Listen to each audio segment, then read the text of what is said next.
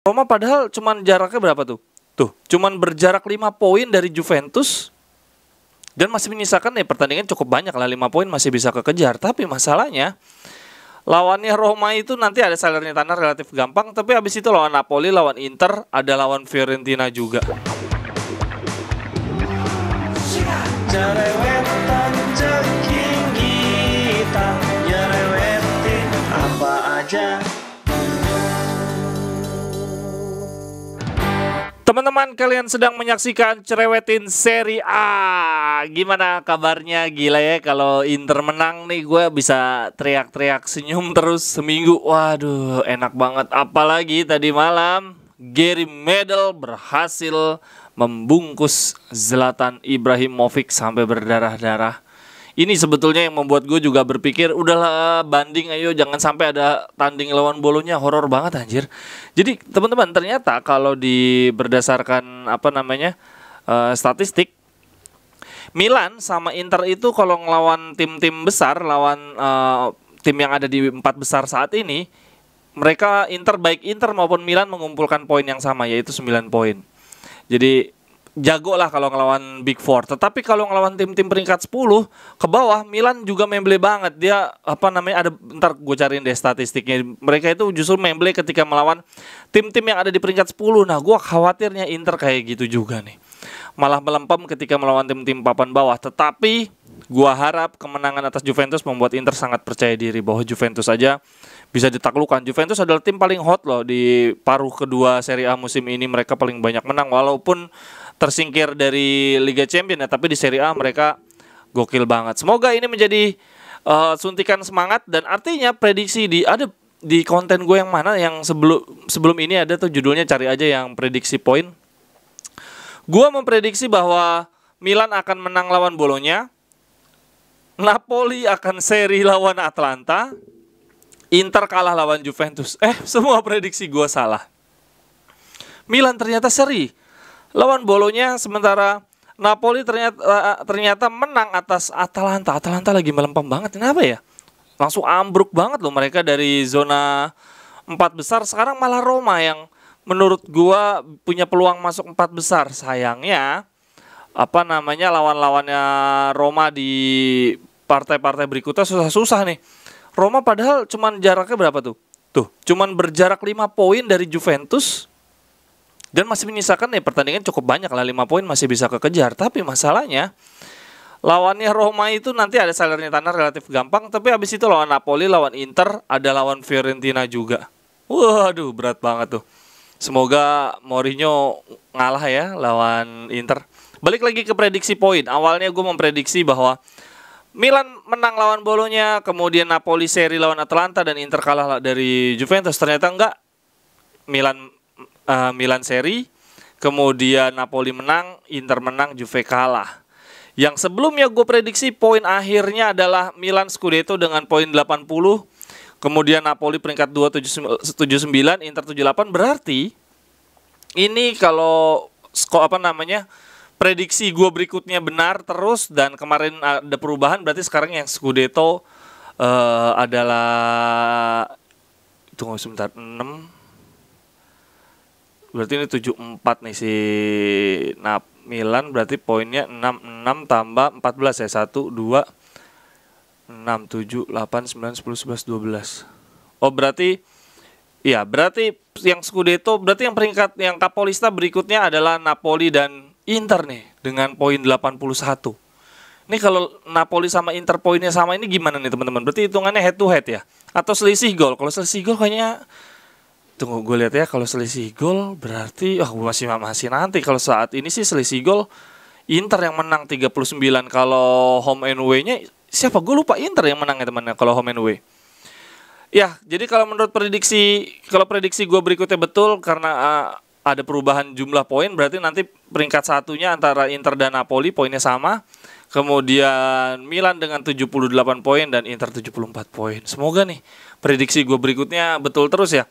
Ini lawan Verona sulit nih. Gue prediksinya seri. Tapi Milan Torino juga gue prediksinya seri. Kemudian Inter akan seri lagi lawan Roma dan Sampdoria. Sampdoria ini susah banget sih. Tapi Sampdoria, Roma bisa menang lawan Sampdoria. Roma lagi hot banget sih teman-teman. Kalau menurut teman-teman gimana? Apakah akan ada perubahan atau setuju dengan prediksi gue?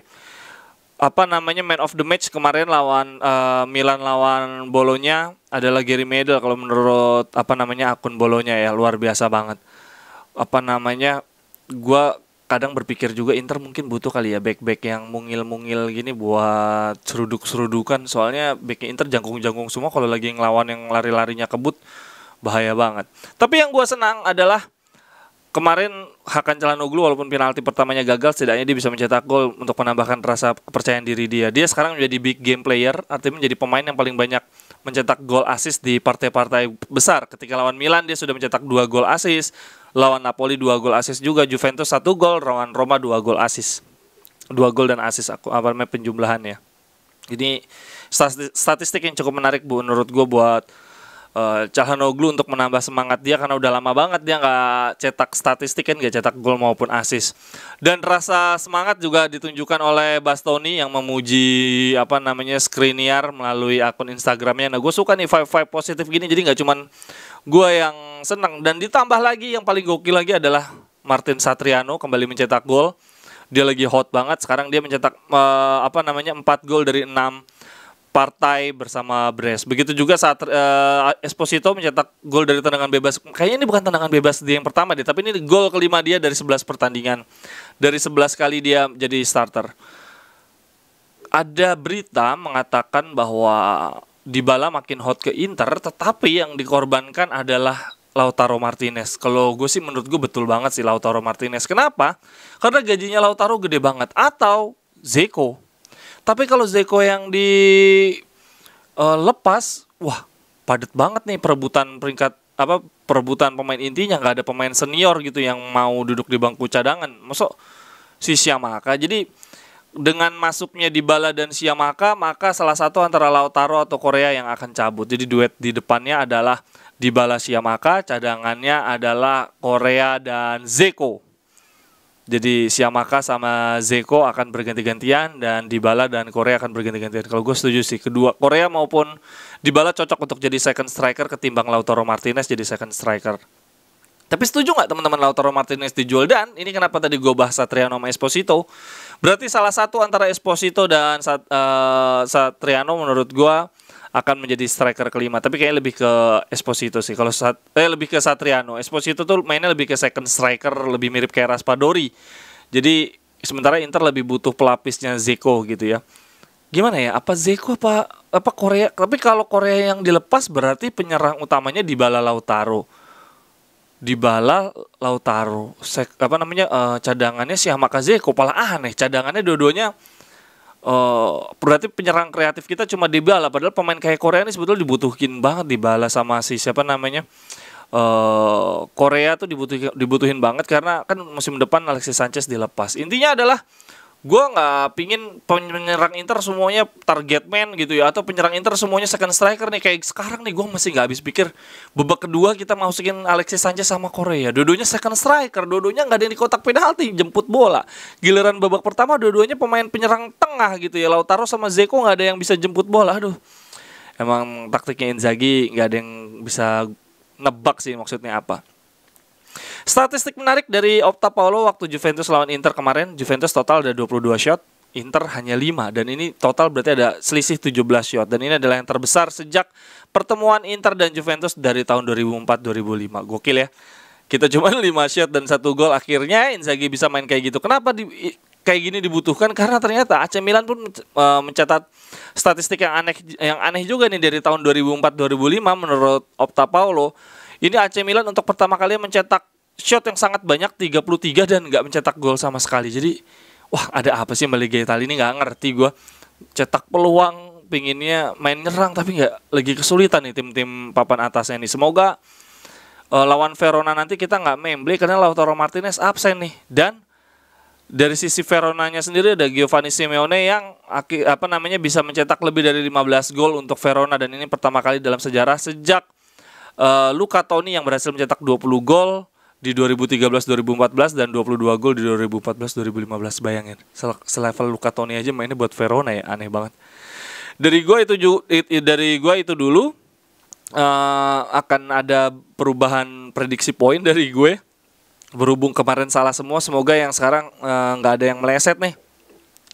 Milan semoga seri lagi lawan Torino, kemudian seri juga lawan Lazio. Lazio lagi bagus nih, kemarin bisa ngalahin Sassuolo, sementara Inter dikalahin Sassuolo 2-0 karena memang Sassuolo itu tim yang bermain hebat ketika melawan tim papan atas kan. Lawan Sassuolo, lawan Lazio mereka kalah karena Lazio kan bukan tim papan atas, tim papan tengah lah anggapannya sekarang ini.